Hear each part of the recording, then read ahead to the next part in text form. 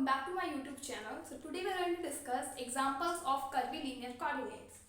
First example is, if u v w with the orthogonal coordinates, we have to prove that mode of gradient of u की value होती है 1 by h1, mode of gradient of v is 1 by h2 and mode of gradient of w is 1 by h3.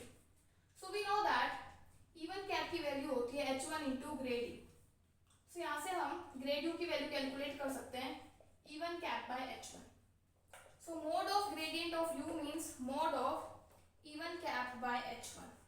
So E1 cap क्योंकि unit vector है उसका mode होता है 1, so ये आ जाएगा 1 by h1. Similarly mode of gradient of v vector आ जाएगा 1 by h2 because it is equal to E2 by h2. E2 का 1 so 1 by h2. Mode of gradient of w आ जाएगा E3 cap by h3 उसका mode. So E3 cap की value होती है 1 by h3. Next we have to prove that in the second part E1 cap is equal to capital of E1 cap. So हमें पता है capital of E1 cap की value होती है gradient of u upon mode of gradient of u. So gradient of u की value होती है, यहाँ से अगर हम कैलकुलेट करें E1 cap by h1 and gradient of u की वैल्यू हमने भी कैलकुलेट किया 1 by h1 फर्स्ट पार्ट के अंदर. So h1 से h1 देखिए 1 by h1 एक minute E1 by h1 upon 1 by h1. So h1 से h1 cancel, that is equal to E1 vector. Similarly E2 cap को हम लिख सकते हैं gradient of v upon mode of gradient of v. So हमारे पास gradient of v हो जाएगा E2 cap by h2 and gradient of v का mode हमने कैलकुलेट किया 1 by h2, so ये आ जाएगा E2 कैप. Similarly आप थर्ड पार्ट कर सकते हैं. Next we have to prove that E1 cap की वैल्यू होती है h2 h3 gradient of v into gradient of w. तो देखिए अभी हमने यहाँ पे कैलकुलेट किया है E1 cap की वैल्यू होती है h1 into gradient of u. E2 cap की वैल्यू होती है h2 into gradient of v. E3 cap की वैल्यू होती है h3 into gradient of w. So हमें बेसिकली कैलकुलेट करना है E1 cap, जिसको हम लिख सकते हैं E2 cap into E3 cap, that is h2 del v into cross h3 del w. h2 h3 common, ये आ जाएगा del v cross del w. Similarly we can write for E2 cap, 2 की जगह आ जाएगा 3, h3 की जगह आ जाएगा h1, v की जगह w and w की जगह u. Similarly we can write for E3 cap h1 h2, w की जगह आ जाएगा u and u की जगह आ जाएगा v. So this is your answer. Next we have example number third, first part. First part में हमें कैलकुलेट करना है divergence of this vector a1 dot E1 cap. Second में हमें कैलकुलेट करना है कर्ल. तो देखिए फर्स्ट पार्ट हम करते हैं divergence of a1 E1 cap. So a1 E1 cap का हमें डाइवर्जेंस कैलकुलेट करना है del dot a1 E1 cap. यहाँ से अगर हम a1 E1 कैप को लिख सकते हैं h2 h3 del v cross del w. अब देखिए यहाँ पे डेल ऑपरेटर दोनों साइड पे ऑपरेट होएगा, ये आ जाएगा del of a1 h2 h3 del v cross del w as it is plus a1 h2 h3 del operator of del v cross del w, इसकी वैल्यू 0 होती है. We will left with only del operator of a1 h2 h3 del v cross del w. Divergence open up, gradient open up करते हैं, ये आ जाएगा E1 cap by h1 curl by curl u of a1 h2 h3 E2 cap h2 curl by curl v of a1 h2 h3 plus E3 cap by h3 curl by curl w of a1 h2 h3. तो देखिए E1 by h1 को हम लिख सकते हैं gradient of u del by del u of a1 h2 h3. इसको हम लिख सकते हैं gradient of v curl by curl v a1 h2 h3. इसको हम लिख सकते हैं gradient of w curl by curl w a1 h2 h3 into हमारे पास प्रोडक्ट में है del v cross del w. अब देखिए फर्स्ट टर्म के साथ अगर इसकी डॉट प्रोडक्ट की जाए तो ये बन जाएगा scalar triple product of u v w. Curl by curl u of A1 H2 H3 average.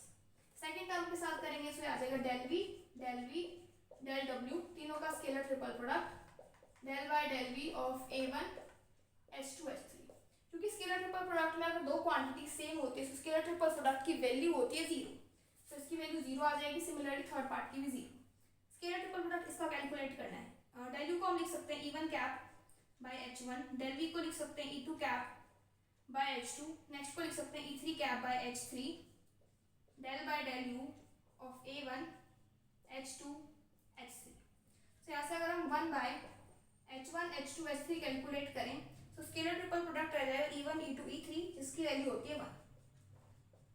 Curl by curl u of A1 H2 H3।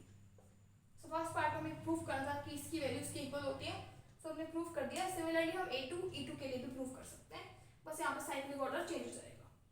Third part देखिए, थर्ड पार्ट में हमें कैलकुलेट करना है क्रॉस प्रोडक्ट इस quantity का second part के अंदर। सो ये फॉर्मूला क्या हो जाएगा, डेल ऑफ, अब हम यहाँ पे E1 कैप के, देखो E1 कैप के दो फॉर्मूलेज हैं। डाइवर्जेंस में तो ये वाला यूज होता है अगर आपने डेरिवेशंस किए ग्रेडियंट डाइवर्जेंस और कर्ल, सो वहाँ पे डाइवर्जेंस में ये फॉर्मूला यूज हुआ है। और अदरवाइज कर्ल के अंदर हमारे पास जो फॉर्मूला यूज हुआ है E1 कैप का वो है H1 इंटू डेल। सो यहाँ पे ये फॉर्मूला यूज होगा हमारे पास।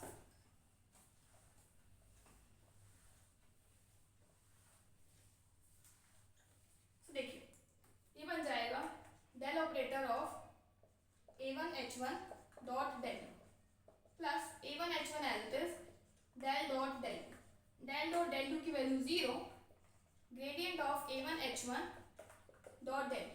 सो ग्रेडियंट हो जाएगा E1 cap by H1 curl by curl u, gradient का फॉर्मूला लिखते हैं E2 cap by H2 curl by curl V, E3 cap by H3 curl by curl W, A1 H1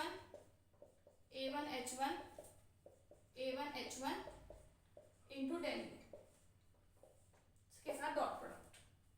so E1 bye H1 को again हम यहाँ लिखेंगे gradient of U curl by curl U A1 into H1, यहाँ पे cross product आएगा फॉर्मूले के अंदर और यहाँ पे भी क्रॉस प्रोडक्ट आएगा क्योंकि यहाँ पे भी क्रॉस प्रोडक्ट है,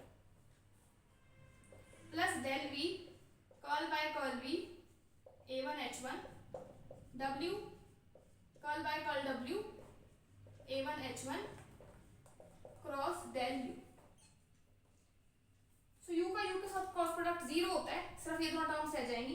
ये आ जाएगा curl by curl V A1 H1 curl V cross curl U, plus next term आ जाएगी curl by curl W A1 H1 curl W into curl U। V की वैल्यू होती है E2 cap by H2, U की होती है E1 cap by H1। बाकी सभी terms as it is, curl by curl V of A1 H1 curl by curl W of A1 H1, gradient of W की value होती है E3 cap by H3 cross E1 cap by H2। इसको अगर हम further लिखें तो E2 cross E3 हमारे पास होता है माइनस ऑफ E3, से आ जाएगा हमारे पास 1 by H1 H2 curl by curl V of A1 H1 into E3 cap minus, plus next हम देखें 1 by H2 H3 as it is curl by curl W of A1 H1, E3 cross E1 की value आ जाएगी E2 vector, और यही हमें right hand side में जो प्रूफ करना है वो हमारे पास यही प्रेजेंट है। Next we have example number 4, determine transformation from cyclic to rectangular coordinates. तो देखिए हमारे पास साइक्लिक कोऑर्डिनेट्स क्या होते हैं, x is equal to rho cos phi, y is equal to rho sine phi and z is z। तो हम क्या करते हैं x square plus y square करते हैं, क्या आ जाएगा rho square cos square phi rho square sine square phi, तो आ जाएगा रो स्क्वायर, यहाँ से रो की वैल्यू आ जाएगी under root of x square plus y square. So first हमने सिलेंड्रिकल कोऑर्डिनेट को रेक्टेंगुलर कोऑर्डिनेट में एक्सप्रेस कर लिया। नेक्स्ट हम फाई को भी एक्सप्रेस करते हैं, तो हम y बाय x डिवाइड कर देते हैं, क्या जाएगा rho sine phi by rho cos phi, से यहाँ से टेंजेंट फाई की वैल्यू आ जाएगी y बाय x, फाई की वैल्यू आ जाएगी tangent inverse y by x, third z is equal to z। So ये हमारे पास ट्रांसफॉर्मेशन यहाँ पे हो जाता है साइक्लिक टू रेक्टेंगुलर कोऑर्डिनेट्स।